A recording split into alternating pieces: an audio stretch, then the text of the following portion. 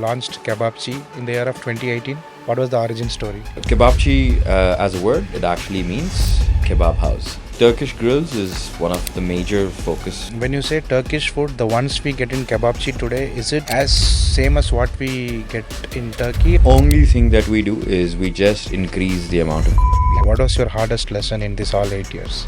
the importance of the service. You could have the best food, but if your service is bad, nothing can save it.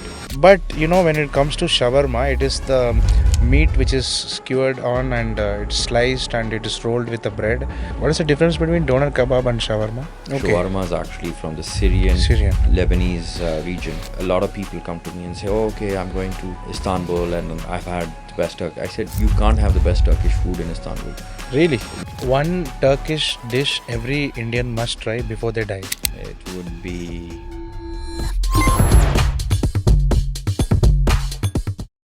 Hello everyone. Welcome to yet another exciting episode on our Pro Foodpreneur podcast series. Today I have somebody with me who is someone who brought Turkish food to India in the form of the brands Kebapci, Klava and Os by Kebapci. I have with me today Mr. Aasim Shah, the founder of all these brands that I have just mentioned. Hello sir, welcome to the podcast. Hi, welcome. Thank you. Glad to have you here. Oh, thank you very much for having me. We have discussed in the past coffee, cocktails, Yeah. cakes, and everything. And today, very glad to discuss the Turkish food. Nice. Glad to know. So, Asim, you brought Turkish food to India. So, you launched Kebapci in the year of 2018. Yeah. So, what made you to, fall in love with Turkish food? What was the origin story? So, me and my brother, we grew up abroad most of our lives, and we moved to India a few years before that. And for us, something we always felt that we wanted to bring Mm. some really good kebabs to India. And we just enjoyed that, and we just thought people over here should actually start experiencing it. So we just brought that whole concept out and then just put that together and started in Chennai in that year. Great. And now you are running it in Chennai, Bangalore, Hyderabad. Yeah. Yes. Yeah. Which is your favorite city in terms of kebab cheese? Which is your favorite restaurant out of these three cities? I mean, favorite, I mean, they're all like our own kids, right? So you can't, there's no, there's no favorites in it, but they're all, I mean, all of them have been built brick by brick by us. Uh, but for us, Chennai was where we started, but Bangalore is where uh, the city gave more life to the brand, the concept. They accepted it far more, yeah, consistently with us. That helped us basically grow as well over here.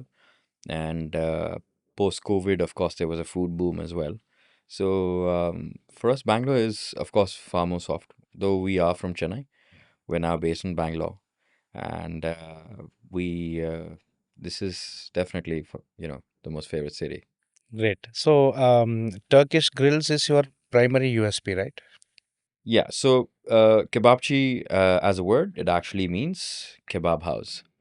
So in Turkish, the actual translation. So Turkish grills is one of the major focus. We don't do fried. We don't do this thing. We do majority barbecue, and our idea is to serve very high quality meat with high quality flavor ingredients that we import.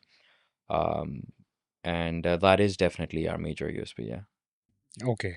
So, when you say Turkish food, the ones we get in Kebapci today, is it as same as what we get in Turkey, or do you have to do any localization to suit the flavor profiles here?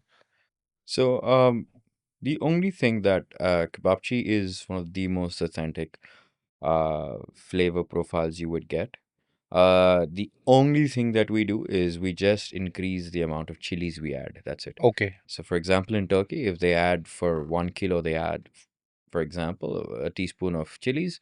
Here we'd add about two and a half, Okay. because the chili heat is something that a lot of us over here in India wanted. It's what some places in Turkey also do. Some people in Turkey also like it spicy, some don't. Mm. They basically have chili flakes on their table. Mm. But in India, we don't do, we don't like raw chilies Mm. with our meat. Mm. So what we do is we basically add it in the premix and Mm. then bring it on. So rest is all same. Oh yes, very much the same. Mm. Yes. So you have another partner who's your brother Adeeb, right? Hmm. Have you pulled him into this business? He's 9 years younger to me, so he had to listen to me. But joking aside, he's a bigger foodie than I am, and Mm. he is a very passionate person about food as well. But for him, he's a corporate lawyer. Mm. He's worked in mergers and acquisitions for Mm. really big brands. Mm.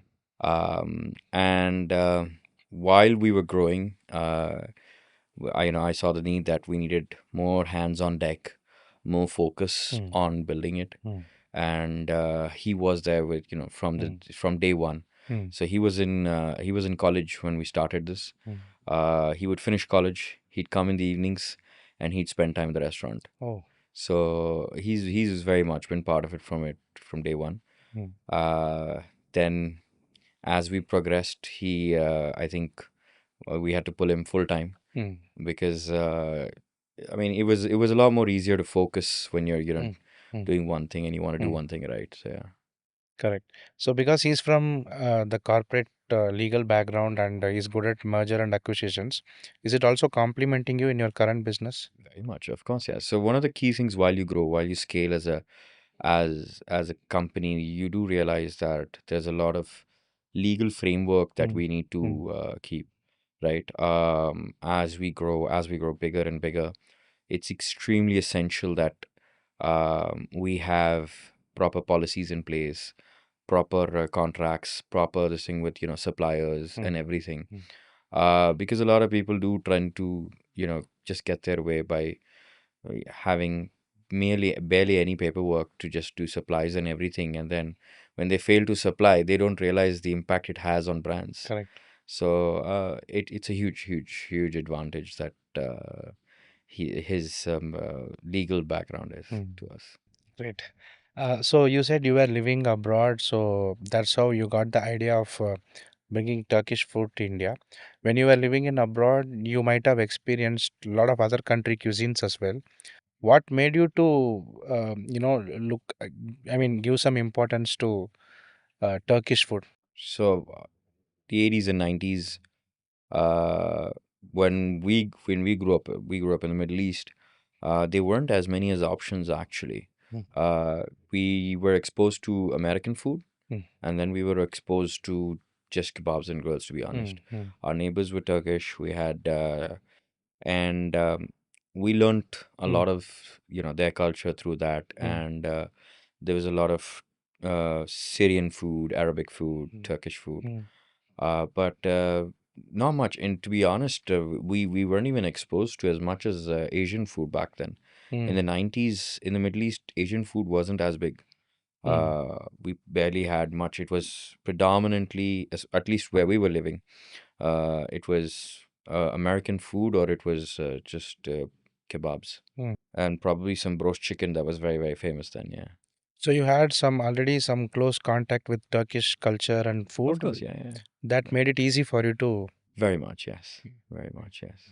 So today, Kebapci is a very big restaurant, gourmet fine dine restaurant chain. It all started as a kiosk in Chennai way back in 2018. How did that small outlet convert into a very big vision and very big implementation? Uh, I I wouldn't know myself how we've come so far, but um, we were very committed. We were very just to develop products Mm. that were something that made sense to people, right? Mm. It didn't develop into a business. We never thought it would Mm. become what it's It was become. just a passion project. It's an project, I would Mm. say. It's an Okay. obsession, the actual word is. To be honest, the obsession Mm. beat our passion. I mean, we were just constantly obsessed with delivering great kebabs when we started from Chennai, from that tiny kiosk that we started. We consistently obsessed and believed that we can keep doing, and we pushed on to opening the array of dishes that we can serve to people, except dishes that excite people, right? Dish of food. There's so many foods that in Turkey, a lot of people who go and come. A lot of people don't know there's something called Izmir kofte, which is one of the most popular dishes at our restaurant. So people, experience that. People have experienced Inigol, Inigol kofte. There's so many varieties of kebabs that are there. So a lot of people do enjoy that a lot as well. So I think we were just obsessed to take good products, developed good dishes, good food, and that just really changed the trajectory of how it went on building and building. We didn't really look at it as saying that okay, it has to be profitable day one or anything. I don't think that was a prerogative. Uh, the first priority was just customer delight, right? That was just the first focus. That was the only focus. Great. I think that obsession really brought profits later. Very much later, yeah. It took us a while, like from 2018, to be honest, up until 2023, actually, to be honest. We were actually just pumping in money. We weren't Mm, making. We had decent numbers, but still wasn't making money. mm, But we were just consistently obsessed with what we wanted to be doing, and it just then the tables turned after a good whopping 5 years. But did you see any potential ahead, or you just never wanted to give it up? So, one of the things that we felt was, uh, we, I mean, it's important to pivot as well. You're right. You can't be just consistently obsessed with something saying that I love this and people will love what I love, right? They can't fall in love with, they don't necessarily have to fall in love with what Mm, we love, right? mm, So, what we did was we ended up, what we realized is people actually came back for what we were serving. That is mm, our key metric in mm, whenever we launch a new product, a new dish or anything, one of the most important things is if the customer comes back, mm, then we know that it works. mm, So that was actually what was happening at Kebabchi. mm, People used to come back. One of the most pivotal moments for us is when we started the restaurant in Chennai. It was a small restaurant. This is a very young kid. He's probably in his early 20s. mm, Our restaurant used to be open till 2:30, 3 o'clock in the night. And suddenly, some of our dishes went popular. And mm. one of them was a burger we used to serve back in the day. Okay. It was 2:45. We shut. Mm, My mm, staff were tired. Everybody, they all walked out. I said, okay, sir, done with. Thank you and everything. It was a Friday night. And I see this one very tiny kid come on a TVS and with his friend. And he parked. He came rushing in and he said, in Tamil, he said, I want to just get one dish. And I said, sorry, ஏதாச்சும் buddy, ஒண்ணு we're கொடுங்க. closed. ஏதாவது And இருக்கிறத கொடுங்க. yeah, I was like, give me something, yadada gurunga. And I said, sorry, buddy, the staff are leaving and I really can't. It's been a tiring day. Mm, And it was one of the first big weekends of our restaurant. And he said, please, something. And he said, the line that he said was, so he works in the Chennai airport mhm, and he lives in Ennur. So mm, Ennur is the other corner, mm, mm, mm. and he finished his duty, rode all the way there, picked up his friend. He didn't want to come alone. He picked up his friend, went to Ennur, picked his friend, then came all the way here. He could have the airports were midway, but Wow. he went to pick up his friend, came here, and he said, "No, na, I've never seen anybody talk about this burger Mm, as much as anything. I mm, follow so many people. mm, There is something else I want to really try this." And I mm, remember the time we had priced it around 329 rupees, mm, the burger. And he just, he said, please, I really want to try it. And I just finished my work at the airport and I said, okay. And he just opened his hand and he just had 180 or 160 rupees. And I just felt very heartwarmed. I said, this guy went all the way there, picked up his friend, came just all the way to, to experience, a dish that we're making. The amount of length that a human, has taken, a person has taken was just phenomenal for us. So I said, why don't you sit here? I'll fire it up and I'll cook it for you. And I cooked it for him, gave it to him, and he ate it. And he gave me one of the most sweetest and the most lovely reactions as well.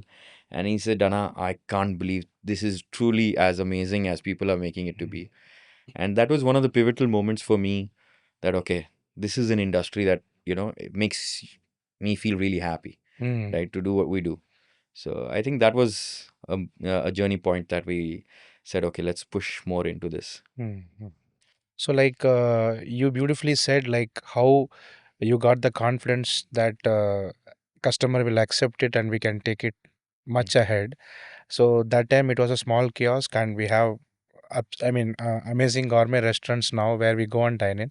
So, what was the revenue during the time when you were running kiosk for a month, or whatever metric you want to define, and what is the revenue that you guys are making now, if you may? I think for for a lot of months we were selling probably not more than 3 lakhs, 4 Hmm. lakhs a Hmm. month.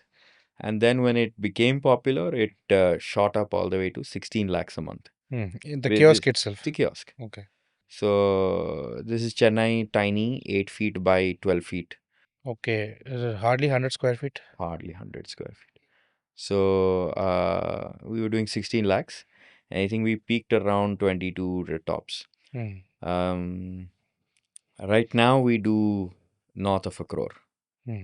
So yeah, it's been a, it's been in very phases from that to this number, but it certainly was something that we didn't think Hmm. that was achievable Hmm. Hmm. Hmm. ourselves.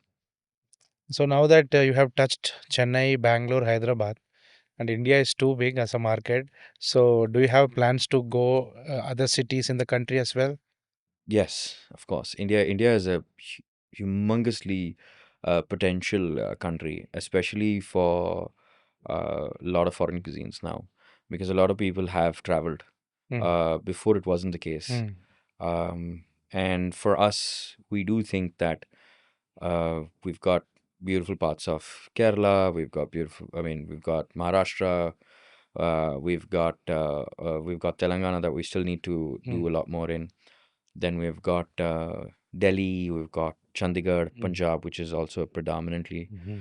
non-veg market. So Hmm. these are definitely very, very interesting Hmm. places. We will be considering a lot of those, hopefully. Great. You also have veg dishes, right, in Kebabchi? Oh yeah, it took us a while.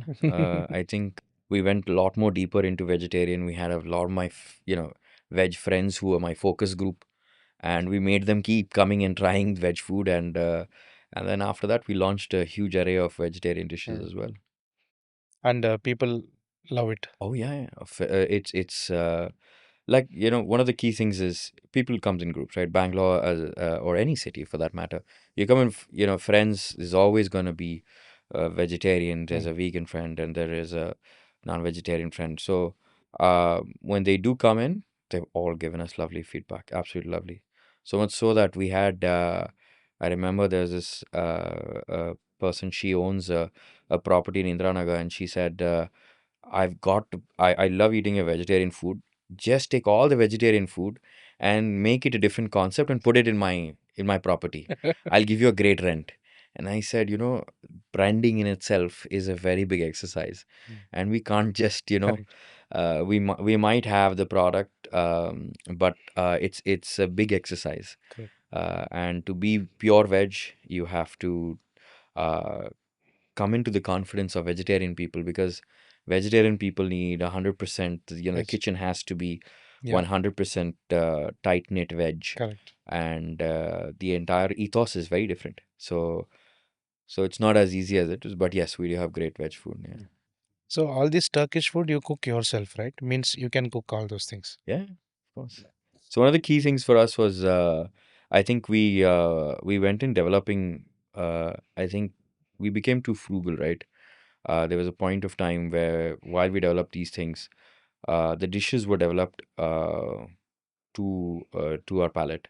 Mm. And when I did that, one of the key things that scared us the most was, at that time, I was naive at the time. Now there's so many beautiful methods of Mm. basically having a chef partner and all this. Yeah, yeah. In 2018, that wasn't the scene. Mm. So I was very scared, and I was like, what if I put all this money? What happens? Where does it go? What if the chef goes? How does the Mm. restaurant Mm. run? So I was personally very much involved into the dishes, the Mm. recipes, and Mm. everything. And till date, a lot of the recipes, just me and my brother, we have it, and then we've set an entire system where it's just packed, it's sachets, and you just pour it into this thing, and you create the mixes for your Mm. meat mix. Mm. It's all completely standardized now. Very much, yeah. Yeah. Now that we talk about standardization, so your outlets are company owned, company operated, or Yes, all are company owned, company operated. It's whatever we've made in the past few years, we've just put it all the way back in. mm. I've not I've not bought a house or anything as yet for myself. I've only put it back in, built more and more restaurants, and Mm. we hope to still keep doing that. Because I don't know, we just enjoy doing that. Great. So you travel to Turkey 5 times a year to research food? Yeah, quite a bit. I mean, of course, COVID was a little lesser, but Mm. we travel a lot frequently. I have a Mm. lot of chef friends there, Mm. a lot of culinary friends as well, who basically sometimes come with me and translate for me with chefs, local chefs Mm. in small towns. I've cross country traveled Turkey quite a few times, Mm. and in those, tiny villages, you get some great food as well. I Wow. mean, one of the best. A lot of people come to me and say, "Oh, okay, I'm going to, Istanbul, and I've had the best Turk." I said, "You can't have the best Turkish food in Istanbul Really? because the best Turkish food is in different parts and different regions Mm. have each of them, right?" So, Mm. for example, one of the best kebabs, a lot of Turkish themselves will say, is in a place called Gaziantep. So the best kebabs and the best baklava comes from Gaziantep. Mm. So, and of course, Adana, the city, Adana Mm. itself has That's how the Adana kebab came. exactly the name Mm. came about from there. So you have great Adana there. You have jar kebab, which is very good in Erzurum, which is even more east. You have good lamb that's there in the western province, which is called Balıkesir, and so you have different regions, different specialities. Some places, you have chi kofte, which is a Mm. different type of kofte, which is very good in a different region. Mm-hmm. So yeah, So the juje kebab is also from Iran. Juja that's is Iran. Iranian. Yeah, Okay, Juja okay. is Iranian. Iranians, the Persians have Juja. They've got kubide. Mm-hmm. Uh, they've got kashbadamjun. They've got a whole different array of food altogether. Awesome. Yeah. So like kebab, I don't know what is the real meaning, but India we hear different meanings and definitions for kebab. Especially in Bangalore, this fried stuff they call it as kebab. I don't know how. But when it comes to shawarma, it is the meat which is skewered on and it's sliced and it is rolled with the bread. Mm. I heard somebody telling in maybe in Turkish restaurants it is called kebab. Is it Doner.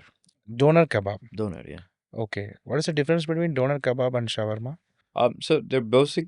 So for example, doner, they're both on spits, right? The vertical Yeah, spit you yeah.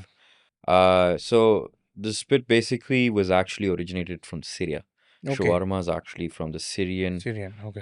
Lebanese region, majority over there. And but in Turkey, they basically call it doner. Mm. The doner again, the spit.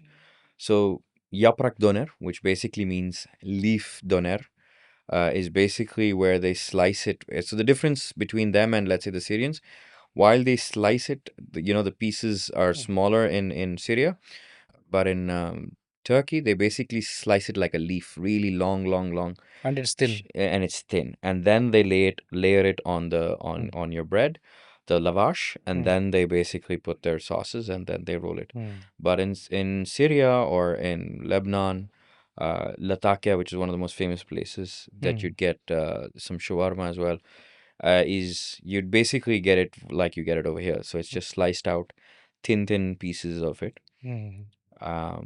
So it's slightly more different, but the Turkish, of course, have they use pomegranate molasses. They put they just use a lot more tomato based sauce, Mm. and they roll it. But in Syria, it's tom, which is Tom. garlic paste, Yeah. and then they put the shawarma, and then sometimes they put fries. Right Mm. off late, they'll be using a lot of French fries that they Mm. add in a little bit. Correct. So do you have this doner kebab in?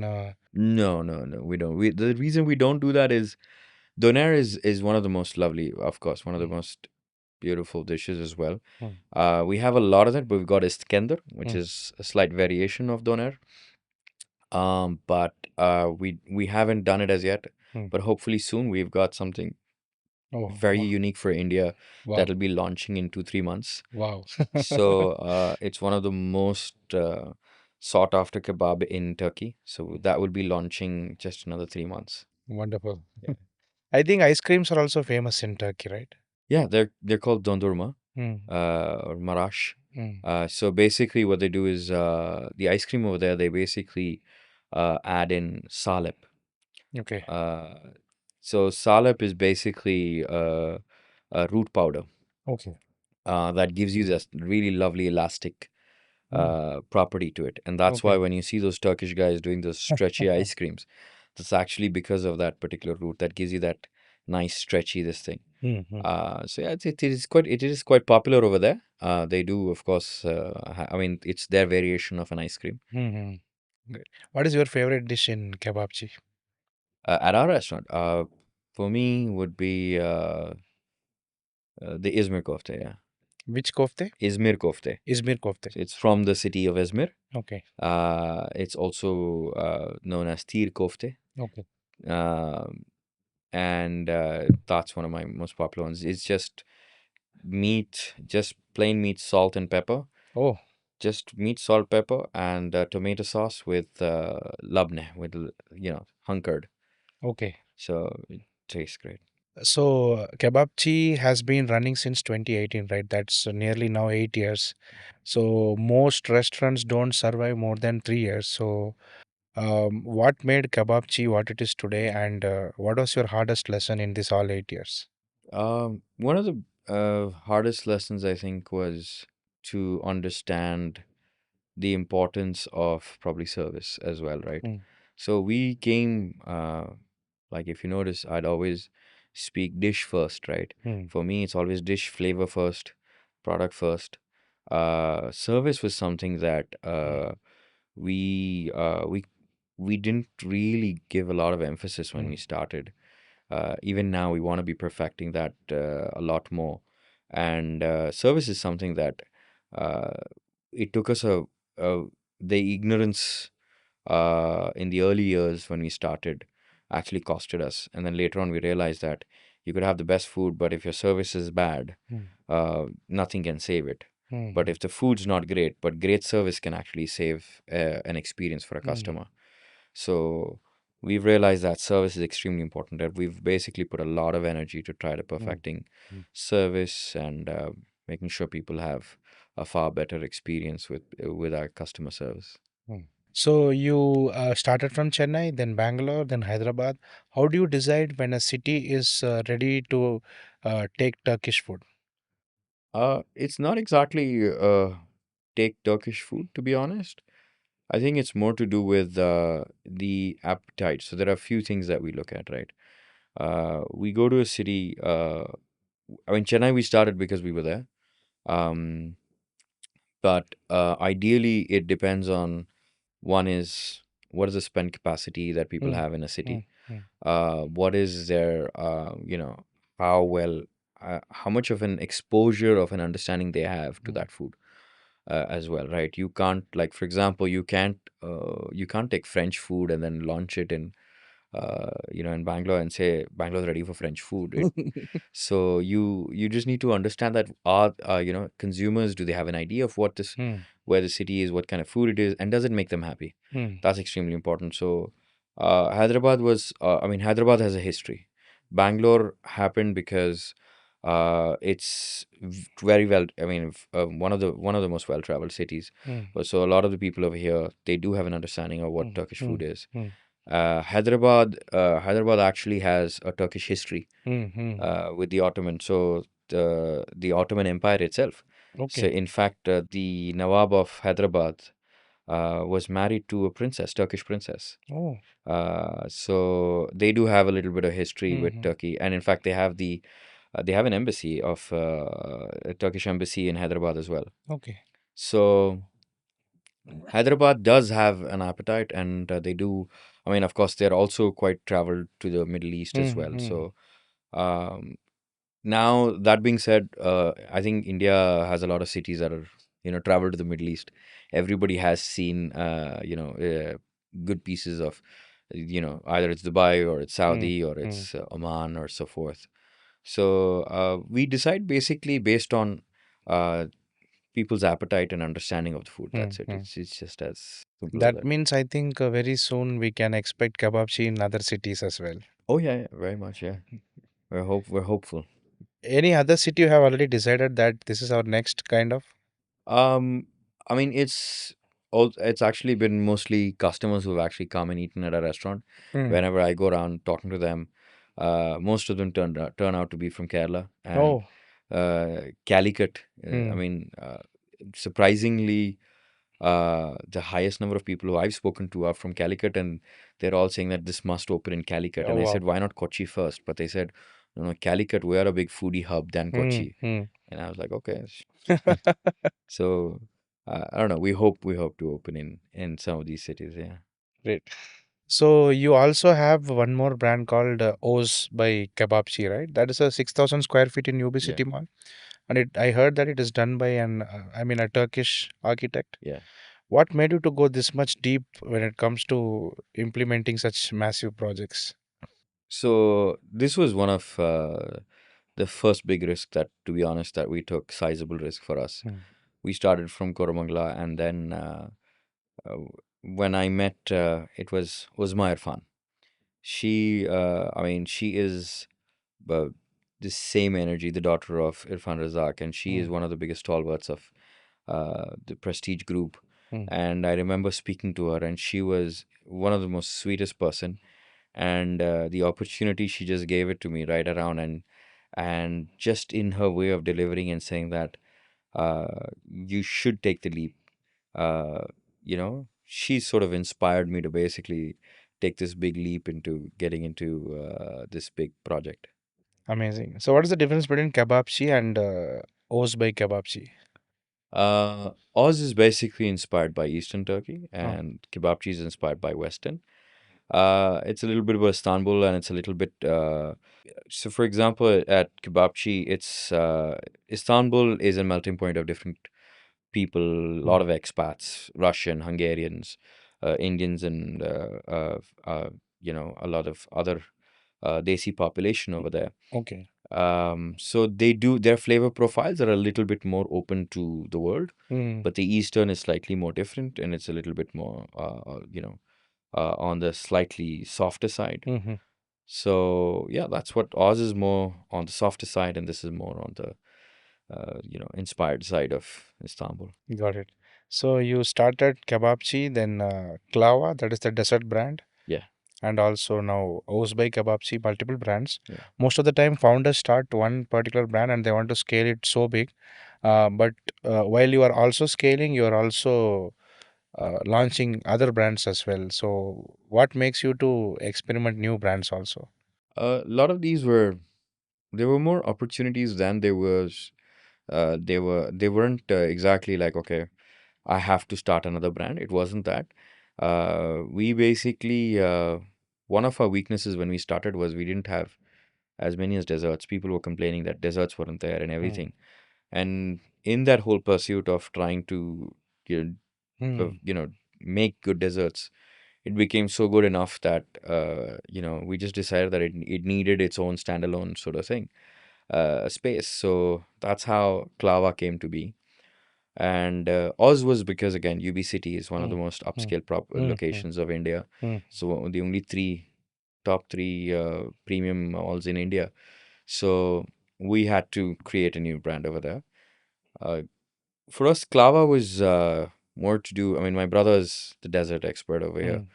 and he basically was somebody who basically curates some of the desserts and puts it Mm. together. Mhm. So that's how actually Klava came to be. So it's a very obsessed, conscious expansion. Yes, yes, very much conscious. It's not left, right, center. Let's just shoot here, there, and yeah. Gaziantep is a place. Gaziantep, yes, it Gaziantep. is UNESCO certified city of gastronomy of the world. Okay. So like your brother partnered with one of the 100-year-old family of So one Gaziantep. of I mean that was the deal we started with early on. Okay. We were going to be Mm. partnering and bring them in, but of course, they had multiple brothers, multiple, Ah. so too many the company was far too large. Mm. Difference of opinion for many people not wanting to enter different markets. Mm. So then we had to devise our own name, and but using the same expertise, the same everything, Mm. Clava was born. Okay. And also now like RIKO, a Peruvian cuisine, right? So it is completely different than what you have built till now with the Turkish, the deep adventure of Turkey. Now it's into completely different Peruvian-Latin cuisine. So like how did you got that idea of building RIKO? So Rico, of course, with some of the travels, some things that I really enjoyed. Uh, and in my travels, this is something I felt that a lot of people in India would really like. Hmm. And the flavors, the textures, Hmm. the heat, the spice level heat was Hmm. something Hmm. very, very Hmm. interesting. So that's how we basically ended up. Rico was something that we just wanted to bring a different heat level Hmm. Hmm. because, like I said, Kebabchi and Oz have a different, flavor profile. This is a little bit more spicy flavor Hmm. profile, so Hmm. Hmm. we wanted to bring it based on what we felt that people would really enjoy. Okay. So now that you have launched multiple brands that we discussed till now, like Kebabchi, O's, and then Klava and Rico and everything, which is personally so close to you. I mean, you are so attached to Kebabchi for sure, yeah. Kebabchi. Yeah. Okay. Because one of the key things is personally as a person is I have seen as well. I've seen good money in life, and then there are times that I've not seen Mm. money, and life was very difficult at certain points. Uh, Kebabchi was consciously designed to be, when we started making the whole Mm. brand and the menu was engineered to be that man or woman, whatever spot or difficulty or whatever financial position they are in, Mm-hmm. they should be comfortably be able to come in, walk into Kebabchi, Mm-hmm. have a good meal, have a great experience, and don't feel the pinch on their pocket and walk out. Mm-hmm. So, Kebabchi was always designed to do that, and that's why I felt Kebabchi is something that I resonate a lot more with. So it is not a heavy gross margin oriented brand. It's a very volume-oriented Very brand. volume oriented. Yeah, Okay. because with the kind of quality of ingredients we end up using, it's very difficult to we don't consciously want to take the margins far too higher than it should. Mm-hmm. So, like recently, personally, when I visited Kebabchi, like of course, I visit there for Turkish food, but I also noticed there are Indian items Mhm. which are present. So, was that a conscious decision for some reason that was taken? So, like I said, we wanted to always be very inclusive of people coming in, right? So, Mm-hmm. one of the key things that I noticed was we were always getting a good young group of people come in, but we noticed that not many elders would come, like parents or grandparents would not come. And after we spoke to a lot of the customers and everything, we realized that the only reason they're not able to bring them is because they are, a lot of people are set in their own ways. They Mm-hmm. believe they like it, a certain spice index. So Mm-hmm. I mean, we don't talk about it. It's just that we just keep it on the menu, just so that the kids can come, and then the Mm-hmm. parents, the grandparents should be able to experience. Okay. uh, they can try this, but at the same time they can uh, you know go with their comfort Mm. Indian food. We have just very few items just to make sure Just to that make it so inclusive. exactly, so it makes them very happy. And now what we've noticed is, as they were coming in, they ended up trying the other dishes, and now they've actually Mm. gravitated far more towards the Turkish side of it. Awesome. So, like Kebapci, like when we see the tagline itself, it is Turkish grill, Barbecue. Turkish barbecue, Yeah. right? So, but there are also rice items. So, Turkey also carry rice items like mandi or something like Yemen No, does. not really. So Turkey basically, rice is more on the eastern side of it. Okay, The west, I mean, there's a lot more bread and bulgur that they okay. actually have a lot more of. Rice is very much an eastern thing. But while we position the brand in India, so for us, we know that Indians, us as Indians, we really, really want to have Rice. a lot of rice. So rice was something we wanted to basically develop a rice product, a rice dish that would really excite Mm, people. mm, So that's how we have one of our rice dishes, which is the tabuk rice, mm. which is just chicken broth rice, Oh, and which is one of the most popular ones. And then uh, we have the mandi, which mm-hmm. is the mandi is actually a Yemeni. Yemeni dish, Mm, exactly. So that was just added into it because a lot of people somehow some resonating with that. So yeah. got it. So, like items like shawarma is present in India for so long. When you say authentic Turkish food, do you think Indians really care about it? They have awareness about it, or how it works? I have a very big problem with the word authentic, right? Okay. Authentic is a very, very, uh, very overabused word, I would say. Food is an art. Hmm. Authentic, you know, masala dosa. It's not authentic to India. Hmm. We didn't even have in India until the 1930s or the 1910, if I'm Oh, correct. really? Oh yeah, we never had potatoes. Oh, The potatoes came very much after that. okay. So I remember that. I mean, if you could imagine in 1940s, right? Uh, our grandparents who are young are enjoying dosas, and their parents who are purists of a dosa, these kids basically take the potato and create masala and add it into the dosa. Their parents would be like, "What are you doing?" Right? They must be really, really pissed. It's probably a blasphemy of things that they were doing at that point of time. So authenticity is something that's very, very always extremely overrated, right? Hmm. Food should taste great. Food should connect with people, That's more and than good, right? it should make people happy, Hmm. uh, and it should respect certain bounds of it, right? Hmm. Of Hmm. what it Hmm. is. And so when you look at, and now coming to the point of authenticity of Hmm. certain foods, uh, shawarma is definitely what we get over here. Hmm. Is of course in itself is quite different to what you get in Hmm. Hmm. Syria or you'd get it in Lebanon. Hmm. Um, but over here, what we do get is something that actually works for the Indian population, Hmm. right? And in fact, right now, Hmm. one of the most popular shawarmas in the Middle East Hmm. is called a Mexican shawarma. It's literally just tom with peri peri sauce in it, and a lot of people, Arabs, like it, right? So, and they call it Mexican shawarma, right? So, how does it matter as long as it tastes great? Correct. But I was People love it. always wondering, does Mexico really have anything like a They Mexican do have so for example the tacos, right? The Hmm. tacos are actually cooked on a spit, Hmm. very similar to what the shawarma is. Oh. Only thing is the tortillas are smaller, Hmm. right? And they just fold it half rather than going for a full roll. So that's something that I mean the Mexicans do have it in their own version. And yeah, I mean they've got different variations of it, but this peri peri sauce that they add to this, it's a red tom that they add to the shawarma. Hmm. It's also quite popular in the Middle Hmm. East right now. Hmm. Hmm. Hmm. There's good section of Syrian kids also who are eating it, so it works. So I think anything that tastes great should work then. Wow. So, like, now that you are in the industry for almost 8 years, if I'm not wrong, Yeah.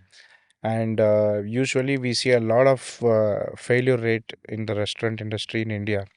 So, according to you, what do you think that most of the times, a certain thing that is going wrong for restaurants that fail, according to you?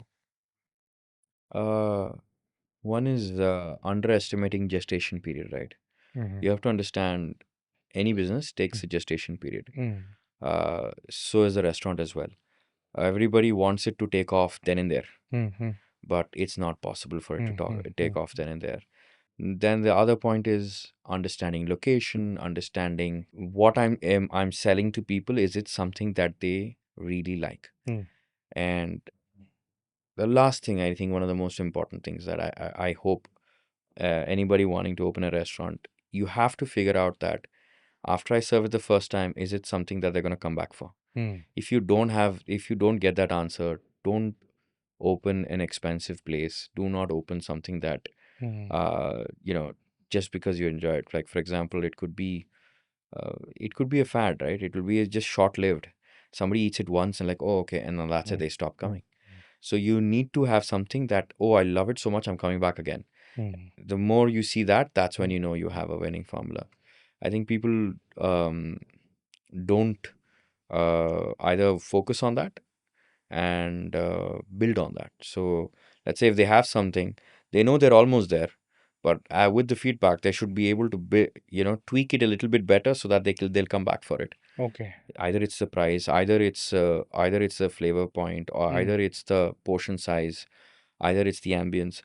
Keep tweaking it and then make sure that you give them that feel that Mm. I want to come back for this purpose. So repeat rate is a very important KPI according to you. Extremely critical beyond anything. Mm. I think don't get excited by probably the first few 10 days of 3 months of what you get a crowd.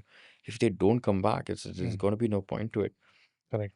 So always focus on that, and then in the second year or third year, again you need to keep revisiting that. You need to Mm-hmm. see that, okay, are they still coming back? If Mm. they're still not coming back, then you need to either again reiterate, again redo few changes, and then make sure it's right for them so that they can keep coming back. Mm. So that's extremely critical. Mm. It's a constant process. Mm. It's something that people think that open the restaurant, autopilot, it's running by itself. It's not like that. It's Mm. very much not. It's not like KFC and McDonald's that you see now. You require a lot more Mm. energy while you're building a new, especially when you're building a new brand. Got it. So, like, just one question just randomly came to my mind now. Um, I personally enjoy kebabchi food in the restaurant. So, if I want to eat it more often, do you recommend ordering it online? So there are some products that are definitely worth ordering, some that are not. Mm. I mean,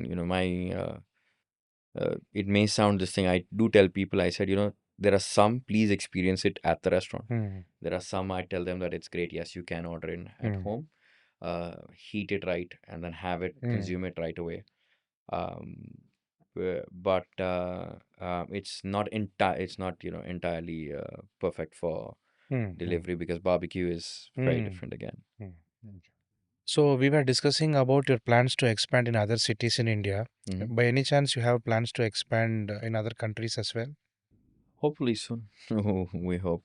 But at the moment, our energies and synergies are within India. So, now that you have multiple brands in your portfolio, now if some investor is going to give you a big chunk of money and ask you to scale one brand globally, what would it be? Yeah, would definitely be Kebabchi. Kebabchi. Yeah. So, whatever brands you have built till now or launched till now, they are all non-Indian cuisine. So, you have brought international cuisine to India. Is that a deliberate decision or is it just that happened that way? It just happened. We never intended it. It just really just naturally just happened. Okay, like vice versa, do you have any ambition to take Indian food abroad? Definitely, of course, Indian food is what I love the most. I mean, it's one of the best ones. Like, uh, I mean, one of the most underrated South Indian foods is what I love. I mean, Mm. being a South Indian myself, I hope to actually take some really interesting South Indian food to different parts of Europe, or probably North America. But it's a very, to be honest, Indian food is a very complex cuisine. It's not Mm. as simple as the other cuisines are. It's not as straightforward as Mm. Chinese or or Turkish or the Middle Eastern mm, or any other cuisine that mm, you'd know. So it is tough, mm, but I hope maybe someday that I'll be able to learn it, master it, and then understand the nuances and what we can push out to the mm. world. Yeah. Okay. So you have one of your brother, I mean, you have your brother as a partner. So do you get into disagreements as partners? I mean, of course, yeah. I mean, there's a lot of one of the most important things, though we have a 9 year and I can be a bully by saying, no, this is my way or the highway.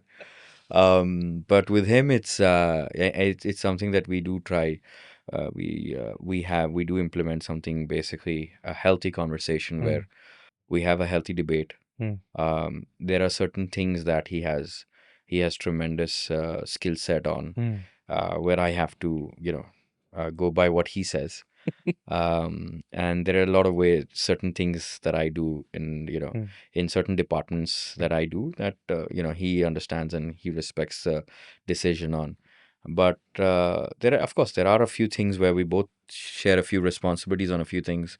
We do have disagreements, but mm, it's we only focus on the point of not having an ego in place, but having more to say that the decision is beneficial to the company come, more than it is to mm, either of us, right? Who's mm, right or wrong doesn't matter.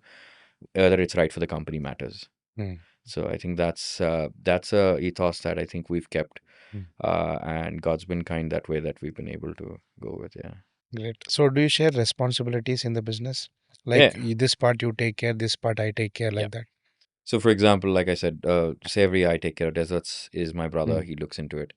Then the finance and legal part of the company, he looks into it, and I look into the R&D development and further expansions and so mm, on. mm, So he works more towards the boring side of the business, I would say. mm. No, but he's got the skill set. I mean, I think it requires a good amount of brain power to be able to handle that kind of stuff. But Mm. for me, this side is far more exciting as well, and I'm grateful that he handles that part of it. Great. So, do you keep, how do you keep your, as a partner, business separate and relationship separate? Do you keep that like that? Are you able to do Mm, that? I think that's one thing that it's like, uh, you have to, like Jeff Bezos says, right? He says that you have to basically blend both of it together. It has Mm, to, you can't keep it too separate, especially when you're trying to achieve something big, right? So we basically blended it. mm, It's we've accepted that it's very much part of our entire thing, and because we're part of the restaurant industry, we're working for so many hours through the day, through the night. mm. Uh, it just transcends, and we barely even notice that. So it's just go with it. Great. So, it was a very nice conversation with you, but now it's time for a quick rapid fire. Perfect. Let's go. Yeah. So, the best meal you have ever heard till now in the world? The best meal I've ever had till now. It would be Crescent Studio. Okay. It's a three Michelin star Indian modern Indian restaurant by Chef Himanshu. Okay. It's where is it? It's in Dubai. Okay. It's one of the best ones you can get. It's on the It Palm. was an Indian meal. It's an Indian meal. Oh. It's a modern. It's the world's only three Michelin star restaurant Oh. by Chef Himanshu. Yeah. Oh. One Turkish dish every Indian must try before they die. Um, for me, I would personally buriyan çorbası, which is basically pulled meat and a soup that's very slowly cooked in a very delicate manner. It's beautiful. I Hmm. think Indians would love it. Buriyan çorbası. Okay. So one dish from RIKO that you think would convert Indian customers into Peruvian palate to like Peruvian taste. It would be the tuna toast. Tuna toast. Oh yeah. Wow. So what was your biggest business mistake in the last 8 years? Not expanding fast enough, probably. Okay. Are you still making that mistake now? Hopefully not. We are not. We're trying not to. Yeah. One person in Indian F&B industry whom you deeply respect the most and why? AD Singh, Okay. phenomenal. Actually, it's two individuals. One is AD Singh and one is Gautam from Toscano. Oh. Uh, uh, AD Singh for create stalwarting Hmm. new F&B formats, new Hmm. dining exposures to India, Hmm. and creating people to be able to try. He's the man behind Olive. Hmm. He's the man behind the Hood Hmm. and multiple phenomenal brands across India. And actually, Gotham and the Empire family. Hmm. It's the consistency that they've been able to build, Hmm. right? Gotham has built a huge Italian restaurant chain Hmm. Hmm. without a central kitchen. Oh wow. So, I mean, that guy is tremendous. He's a chef, uh, and his focal is phenomenally great. Hmm. I think right now, he's somewhere around 400 crores of just doing Italian restaurants. I mean, he's doing a tremendous job. Hmm. Um, and his focal on his L&D systems, his methods that he's been able to put through is tremendous. And of course, the Empire family, because they have done a phenomenal job by again also making sure that you taste whatever in one corner of the city to the other corner. It does have very consistency as well, good consistency and good. Now the quality is also pretty amazing. The Empire Group of Restaurants. Yeah, Empire Group. Yeah. Yeah. So they've really come a long way. It's not easy. It's very easy to lose sight of Hmm. what you're doing. They have stood the course and they've done something phenomenal. Yeah. If Kebapci were a Bollywood or Kollywood film, what would it be titled? Kebab kebab. Bollywood movie. Kebab Kebab. Yeah. So, if you have to give an advice to your younger self who opened a Kebabchi as a kiosk in Chennai for the first time, what would it be?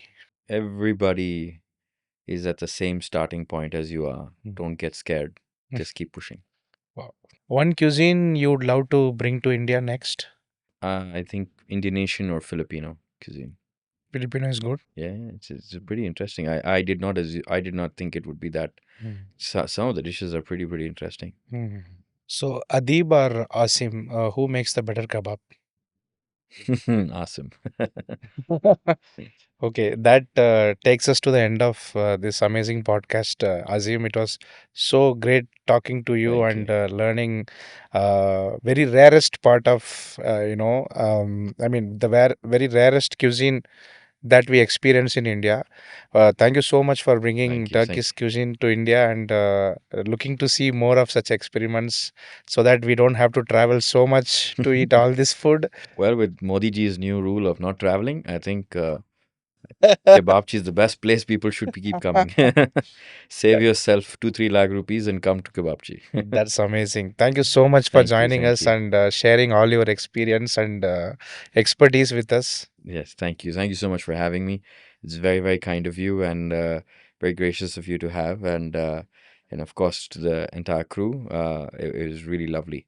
Thank Thank you you. so much. So, guys, that was another wonderful episode with Aasim Shah of Kebabchi and so on. And if you are a food lover, please don't miss to send this to any of your friends, especially people who love Middle Eastern, Turkish, and Mediterranean, yeah. Mediterranean cuisine. And please send it to your friend who is a food entrepreneur or an aspiring food entrepreneur. Please like this video and comment what you liked from this whole episode. And don't forget to subscribe so that you can keep watching the episodes from some of the greatest food entrepreneurs from India. Thank you so much. Thank you.